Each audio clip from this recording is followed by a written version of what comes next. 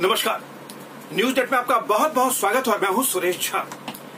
IPC की धारा 124 से इन जो सुर्खियों में है, और सुर्खियों में होने की वजह यह है कि जिस तरीके से सरकार ने पिछले कुछ दिनों से इस धारा का जो इस्तेमाल किया है उसको लेकर सरकार की बड़ी किटकिरी हो रही है। सुप्रीम कोर्ट में भी मामला पहुंचा है। सुप्रीम कोर्ट के जजों ने पूछा कि आखिर इस पुराने कानून को ढोने की जरूरत क्या है।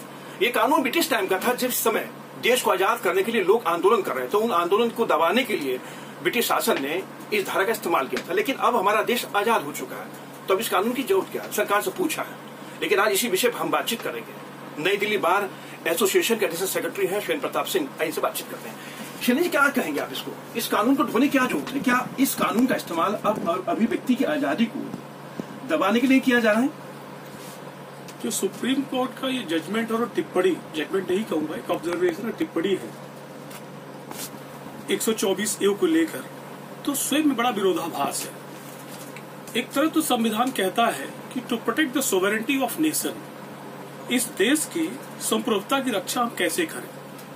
फिर इसी पे एक तरफ निकलता है आर्टिकल 19 से to protect the freedom of speech, जिसके परिप्रेक्ष्य में सुप्रीम कोर्ट ने टिप्पणी की कि एक पुराना कानून, इसे हम लगातार ढो रहे हैं। निश्चित रूप में कानून कानून होता है।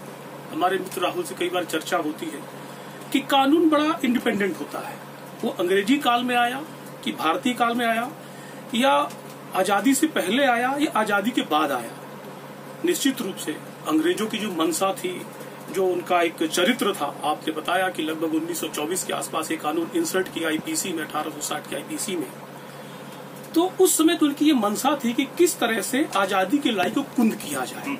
मैं मान सकता हूं ये उनका था, लेकिन उसी के पीछे एक निहितार्थ भी था कि वो इस टेरिटरी को अपना मान चुके थे कि परमानेंट ये टेरिटरी ब्रिटिशर्स की रहेगी। लेकिन ऐसा नहीं था।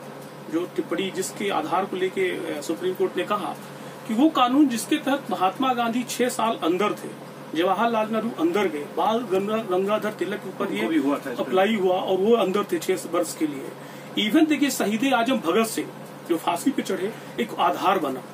तो इस तरह से इस कानून का जो विलेन रूप था, जिसे हम कहते हैं क्रूअल रूप, है ना, वो प्रदर्शित हुआ और अंग्रेजों ने और ब्रिटिशर्स ने उसको पूरा उपयोग किया उसको कुंद करने का। अब आती आजादी के बाद आपने इंडियन पीनल कोड को ऐसे ही एडॉप्ट किया जैसे आजादी के पहले था। लेकिन आप उपयोग की बात करें, 124A कब कहां उपयोग हुआ, शायद 25 बार भी उपयोग नहीं हुआ होगा। जी बिल्कुल। अगर आप देखेंगे, इस समय चर्चा का विषय इसलिए भी है कि जब 2014 में आप कह सकते हैं कि एक राष्ट्रवादी सरकार आती है, जिसके बाद कहते हैं कि एक सनातनी जो यहाँ की विचारधारा वो सरकारें आती है, तो एक बड़ा डिबेट चलता है। डिबेट होता है कि how to protect the individual freedom of speech and expression.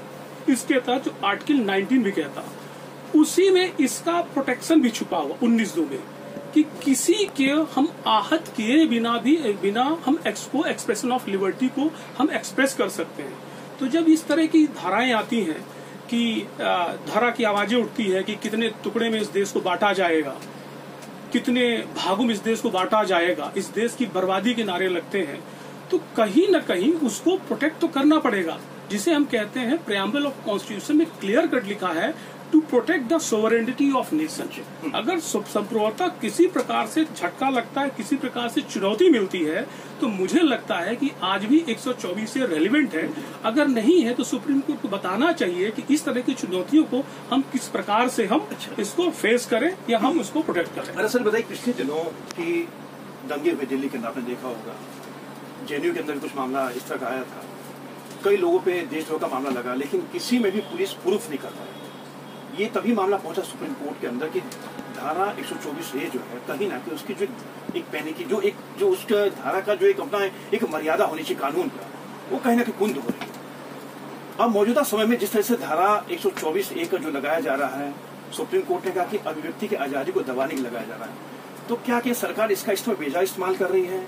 आप किसी को उस पर सजा नहीं करवा पा रहे हैं, कोई सबूत नहीं जुटा पा रहे हैं, तो इस कानून का मखौल नहीं उड़ रहा है? बिल्कुल।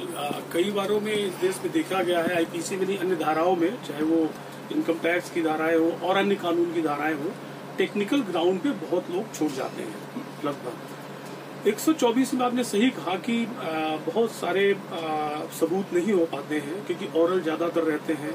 कोई बार वीडियो इन्फेक्चुएशन का आरोप लगा देते हैं कि वीडियो सही नहीं है, सही किस तरह से किया गया, वो तो CFL की रिपोर्ट आती है, वो करते रहते हैं। निश्चित रूप से छूटे भी हैं और आगे भी बड़ी दिक्कतें आती है पुलिस को इकट्ठा करने में।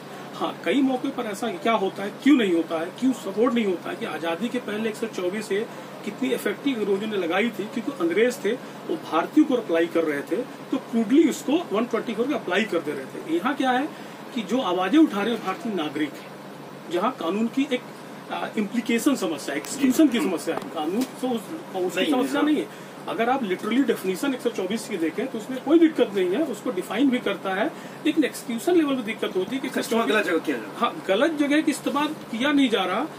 वो क्या रहा कि केवल अंतर यही कि यही कोई बाहरी नागरिक, भारत का नागरिक नहीं हो, इस तरह के वो बात कहे कि भारत के बर्बादी होंगे, भारत के टुकड़े होंगे, तो उसमें यही कानून का नेचर बदल जाएगा और आप देखेंगे कि लगभग इसका एक्सक्यूशन अच्छे स्तर पे हो जाएगा, जो परसेंटेज आप कह रहे हैं। लेकिन जो इस तरह की जो हम कह सकते हैं मार्ग से भ्रमित युवा हैं, मार्ग से भ्रमित लोग हैं, इस तरह की आवाजें उठाते हैं, वो भारत के नागरिक हैं। निश्चित रूप से उन पे अप्लाई करना होगा तो धारा कहीं न कहीं सॉफ्ट हो जाएगी और उसी पे चर्चा चल रही है इस परसेंटेज बेसिस पे के 124 से जो है इम्प्लीकेशन नहीं है, इसमें कन्विक्शन नहीं हो पाता है, इसको हटा देना चाहिए। ऐसा नहीं है। आज भी नॉर्थ ईस्ट में सेशनिस्ट एक्टिविटीज है, POK में सेशनिस्ट एक्टिविटी चल रही, आपको कंट्रोल करना पड़ेगा, चाहे टाडा बना के, चाहे जो आपके सेशनिस्ट एक्टिविटी नॉर्थ ईस्ट के कानून है, कहीं न कहीं 124 का प्रेजेंस रहेगा, चाहे आप उसको IPC से हटा दें, आप हटा देंगे तो दूसरे कानूनों में रहेगा। चलिए साहब, आपका बहुत बहुत धन्यवाद। धारा 124 से अब इस पर बहस शुरू हो चुकी है कि इसको बनाए रखना चाहिए या नहीं रखना चाहिए।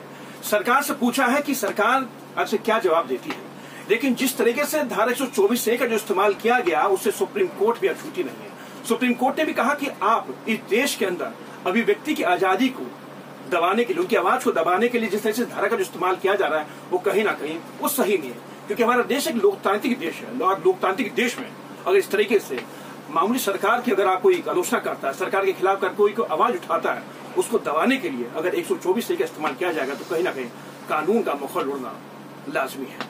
अब देखना है कि केंद्र सरकार सुप्रीम कोर्ट के क्या जवाब देती है। मेरे सहयोगी मोहित के साथ सुरेश झा, न्यूज़ नेट, दिल्ली।